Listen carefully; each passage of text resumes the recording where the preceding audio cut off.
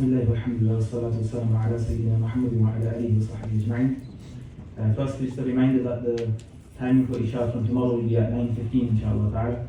From tomorrow Isha is at 9:15 followed by Tarawih.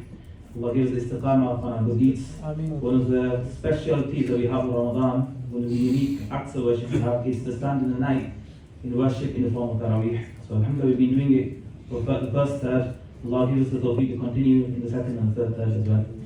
Secondly, there's an event taking place tomorrow, an open circle. Mufti Majid will be taking that, and he's talking about some of our needs from Allah subhanahu wa ta'ala. So that's taking place tomorrow at 5 p.m. For any further information, I think we can go into the BMC Facebook page. You probably find a link there. I think you might need to register to attend, inshallah. Today was the 10th of Ramadan, and as many of you know, the 10th of Ramadan is the day upon which Sayyidah al-Mu'mineen, Sayyidah Khadijah al-Kubra radiyallahu ta'ala anha passed away 3 years before the Prophet migrated from Makkah to Medina. And Sayyidah Khadijah al-Kubra radiyallahu ta'ala, she has so many specialities, so many unique things that no one can compete with her in that, whether it's from the men or it's from the women. The first and foremost is that she was the wife of the Prophet sallallahu alaihi wasallam, the only wife of the Prophet sallallahu alaihi wasallam who, whilst the Prophet was married to her, he was not married to anyone else. After the Prophet after Sayyidah Khadijah radiallahu ta'ala had passed away, the Prophet then married multiple wives. And every one of these wives has a wisdom behind that. That might, inshallah, be something we can talk about, which is very important as well. But in the life of Sayyidah Khadijah radiallahu ta'ala, the Prophet was not married to anyone except her. And Sayyidah Khadijah radiallahu ta'ala, they had a very, very special bond.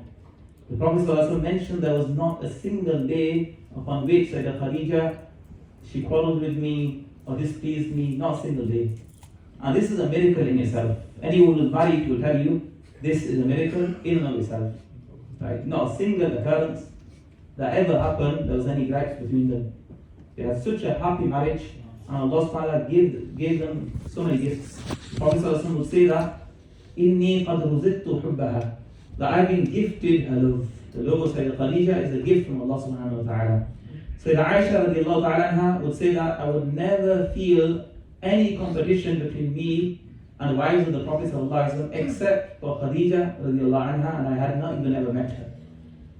Meaning that she felt she was above all the rest of them. But when it came to Khadijah, she couldn't compete.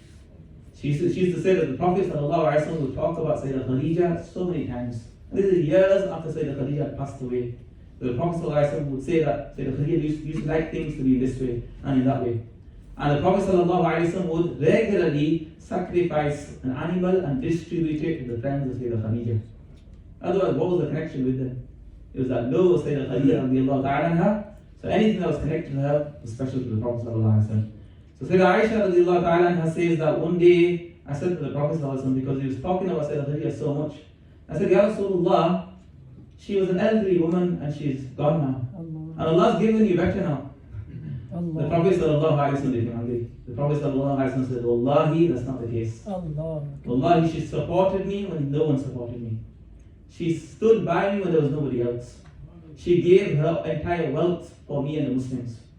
There's no one who can compare to her. And the Prophet sallallahu alaihi wasallam said, كانت خديجة كانت وكانت وَكَانَ مِنْهَا لِي وَلَدٌ. And what's more than that is that Allah gave me children through her. These are the specialties of Khadijah radiallahu ta'ala. So Aisha says that after that day, I said, Ya Rasulullah, I'm not going to ever say anything. It's clear.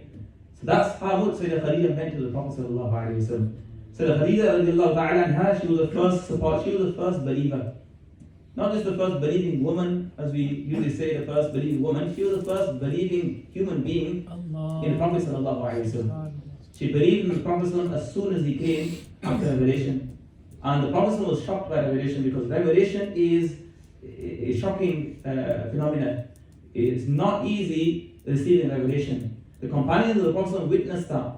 There was a companion of the Prophet who wished to feel the impact of revelation. And he says, one day I was sat with the Prophet and the revelation descended upon the Prophet. And the thigh of the Prophet was resting on mine, and I felt like my thigh was going to be crushed. That physically the body of the Prophet became weighty. One day the Prophet was upon a camel, and when the revelation came, the camel crouched down until his stomach touched the ground. That was the physical impact of the revelation. So when the Prophet ﷺ came home, who was the first to console? Sayyidah Khadijah radiallahu ta'ala. She began to remind the Prophet ﷺ, you're the person who looks after guests. You're the one who supports the one who has no support. You're the one who feeds the hungry. Yeah, wallahi, by Allah, you'll never be harmed. There is no harm coming to you. And as Sayyidah Khadijah, she believed in the Prophet, and then one by one, you had individuals who believed in the Prophet, and they attained great stations. Sayyidina Abu Bakr radiallahu anhu, the first man to believe in the Prophet. Sayyidina Ali radiallahu ta'ala, the first boy to believe in the Prophet. Sayyidina Ali radiallahu anhu, who, when the Prophet called his family in order to invite them, they didn't respond positively. And Sayyidina Ali radiallahu anhu was the one who stood up and said, my legs may be weak, but Ya Rasulullah, I'll be the one to support you. These are special individuals gifted. Sayyidina Khadijah radiallahu anhu, when in Mecca there was a boycott for about 3 years, Sayyidina Khadijah radiallahu anhu spent all her wealth in order to support the Muslims. All the wealth. Literally 1 month after the boycott was lifted, that's when Sayyidina Khadijah passed away. He passed away just after that. She saw no easy days, but she supported the Prophet throughout. And that year when Sayyidina Khadijah passed away, we know it as Am al-Huzn, the year of sadness. That just literally a few days before, Abu Talib, the uncle of the Prophet ﷺ, had passed away. And some of the scholars mentioned 3, 4, maybe 5 days later, Sayyidina Khadijah radiallahu anha, she passed away.